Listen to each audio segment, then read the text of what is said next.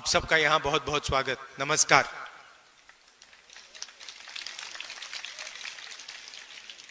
ये प्रेस वाले आपके सामने खड़े हो गए, मगर हमारी बात नहीं बोलते ये लोग,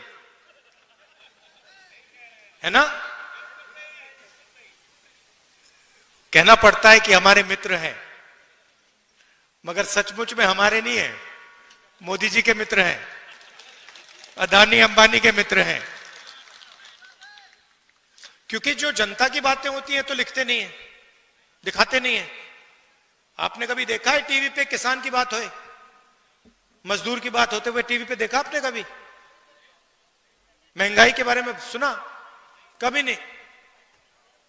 मगर अदानी अंबानी जी की शादी दिखाएंगे, ये डांस गाना होगा वहां पे, 10-15 करोड़ की घड़ी होगी, वो सब दिखाएंगे। मगर इनका काम सरकार पर दबाव डालने का होता है। इनका असली जो काम होता है, अगर सरकार कुछ गलत काम कर रही है तो ये रखवाले होते हैं। मगर आजकल ये काम नहीं कर रहे हैं अपना। तो सबसे पहले मैं आपका स्वागत करना चाहता हूं। आप यहां आए, हमारी बात सुनने आए, दिल से आपका धन्यवाद करना चाहता हूं।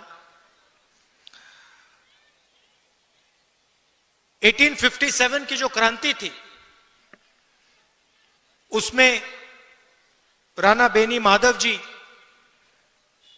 का जो रोल था और बीरा पासी जी का जो रोल था, उसको आज हम याद करते हैं। उनकी मूर्ति का उद्घाटन किया। और अभी मैं कह रहा था, जिन्होंने मूर्ति बनाई कहां है? लखनऊ से आए हैं। मैंने कहा कि बहुत सुंदर मूर्ति आपने बनाई है, तो आपका भी हम रायबरेली आपका धन्यवाद करता है।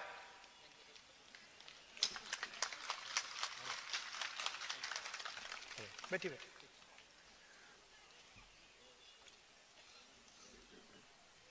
तो ये जो क्रांतिकारी काम किए थे, इसका नतीजा हमारा कॉन्स्टिट्यूशन, संविधान है।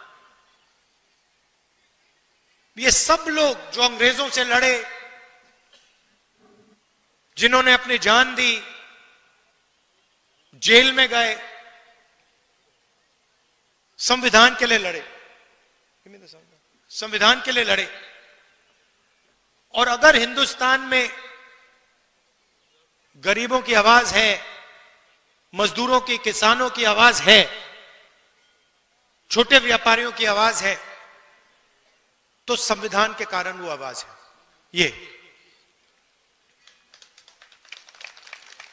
ये हिंदुस्तान की जनता की आवाज है। गांधी जी, अंबेडकर जी, नेहरू जी ने ये संविधान दिया, जेल गए, अंग्रेजों के खिलाफ लड़े।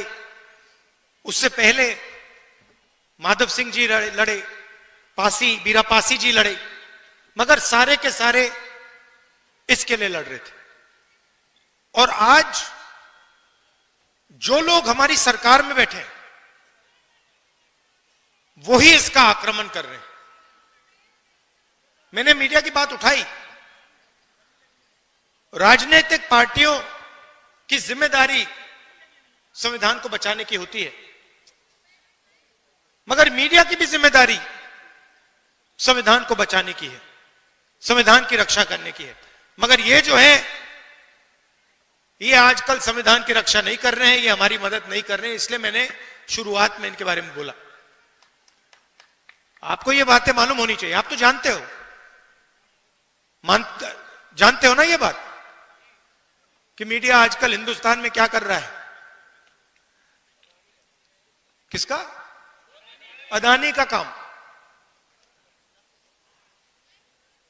देश बिक रहा है।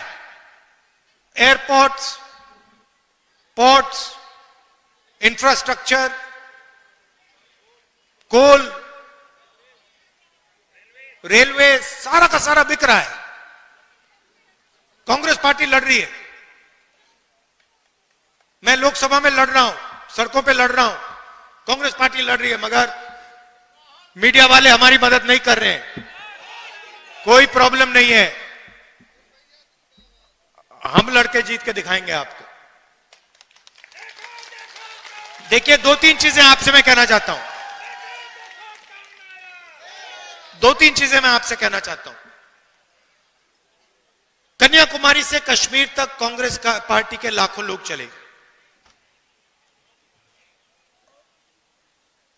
यात्रा में हमने एक नारा दिया,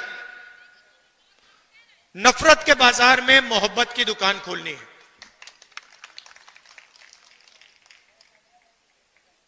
बटा हुआ देश, हिंसा में, नफरत में डूबा हुआ देश कभी प्रगति नहीं कर सकता है। किसी परिवार में लड़ाई हो जाती है, दो भाइयों के बीच में लड़ाई हो जाती है, परिवार नष्ट हो जाता है।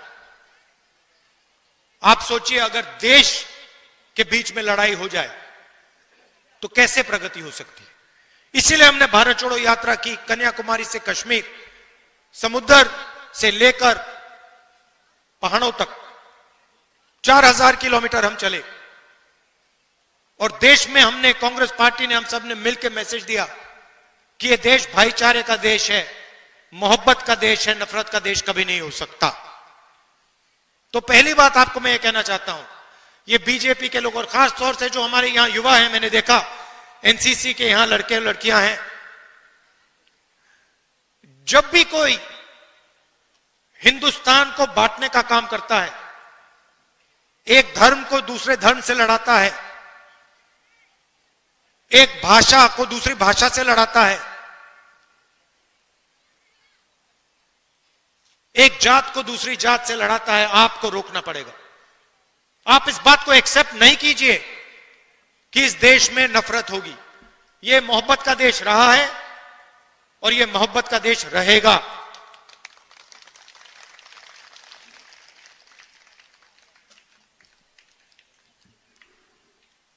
दूसरी बात, देश के सामने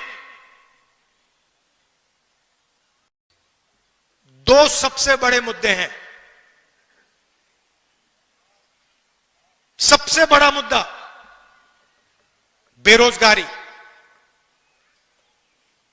आज मैं युवाओं से बात कर रहा था, मैंने उनसे बोला,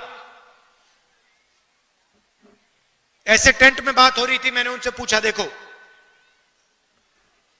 मैंने उनसे पूछा, देखिए आप लोग सब पढ़ाई कर रहे हो, आप डिग्री ले रहे हो, ठीक है, आपको डिग्री मिल गई, हाथ उठा के मुझे दिखाओ, आप में से कितने लोग सोचते हो कि आपको डिग्री के बाद रोजगार मिलेगा।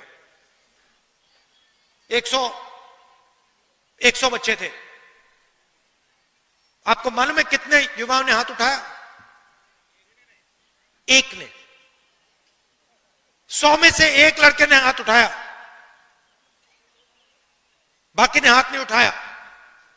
100 में से सिर्फ एक युवा सोचता है कि उसको रोजगार मिलेगा। और जब मैंने उससे पूछा तो उसने कहा, मैं कहीं ना कहीं रोजगार ढूंढ के निकालूंगा। मगर 99% युवाओं ने बात एक्सेप्ट की कि आज के उत्तर प्रदेश में, आज के हिंदुस्तान में उनको रोजगार नहीं मिलेगा। दूसरा मुद्दा महंगाई। दो हिंदुस्तान बन रहे हैं, एक अरबपतियों का, 20-25 लोग हैं, अदानी, अंबानी, लाखों करोड़ रुपए, जो भी उनको चाहिए उनको मिल जाता है। कोरोना के समय 1 लाख करोड़ रुपए का बैंक लोन माफ हुआ उनका, 16 लाख करोड़ रुपए उनके बैंक लोन माफ हुए हैं। और दूसरा हिंदुस्तान, आपका हिंदुस्तान, हमारा हिंदुस्तान, मेहनत का हिंदुस्तान, मजदूरों का, किसानों का, बेरोजगार युवाओं का हिंदुस्तान। हमें ये दो हिंदुस्तान नहीं चाहिए, एक हिंदुस्तान होना चाहिए। अगर वो सपना देख सकते हैं तो आपको भी सपना देखना चाहिए। ये नहीं कि अंबानी का बेटा, अदानी का बेटा जो भी सपना देखना चाहता है देखता है, और किसान का बेटा प्राइवेट यूनिवर्सिटी में मेहनत करने के बाद, लाखों रुपए देने के बाद रोजगार नहीं पा सकता। ऐसा हिंदुस्तान हमें नहीं चाहिए। यहां हम कैसे पहुंचे? नरेंद्र मोदी जी ने नोटबंदी करके, गलत जीएसटी लागू करके छोटे व्यापारियों को, स्मॉल मीडियम बिजनेस वालों को खत्म कर दिया है।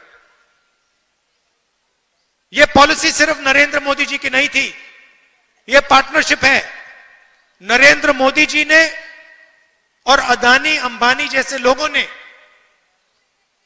ये पॉलिसियां छोटे व्यापारियों को, किसानों को, मजदूरों को खत्म करने के लिए बनाई है। और नतीजा आपको दिख रहा है। उत्तर प्रदेश के युवाओं को रोजगार नहीं मिल सकता। अगर आपको रोजगार चाहिए, उत्तर प्रदेश में छोड़ दीजिए, हां तेलंगाना में, कर्नाटक में मिल सकता है, वहां जाके आप मजदूरी कर सकते हैं। मगर उत्तर प्रदेश में आपकी सरकार आपको रोजगार नहीं दे सकती है। और यह सच्चाई है, इस बात को एक्सेप्ट करना ही पड़ेगा। तो यह लड़ाई है। एक तरफ कहते हैं 400 पार, 400 पार के बाद हम संविधान बदल देंगे। हमने कहा हम देखेंगे कैसे संविधान बदलोगे तुम लोग। चुनाव के बाद मोदी जी ने संविधान यहां लगा दिया था।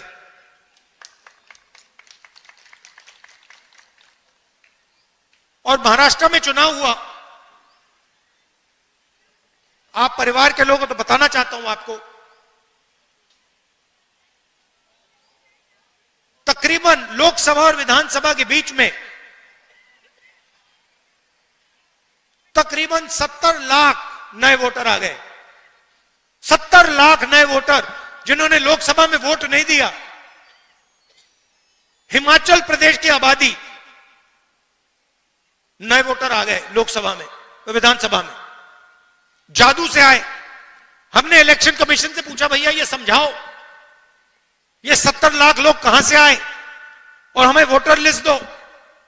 इलेक्शन कमीशन ने आज तक जवाब नहीं दिया। मैंने पार्लियामेंट में बोला, पब्लिक मीटिंग में बोल रहा हूं कि हमें आंकड़े चाहिए। ये 70 लाख नए वोटर जो आए हैं, जिन्होंने लोकसभा में वोट नहीं दिया, विधानसभा में जादू से वोट मिल गया, हम चेक करना चाहते हैं ये लोग कौन है, हमें वोटर लिस्ट दीजिए। वोटर लिस्ट नहीं देनी। तो बात आप समझ गए हो हिंदुस्तान में आजकल हो क्या रहा है। ये राजनीति चल रही है, मगर हम किसी से डरते नहीं है।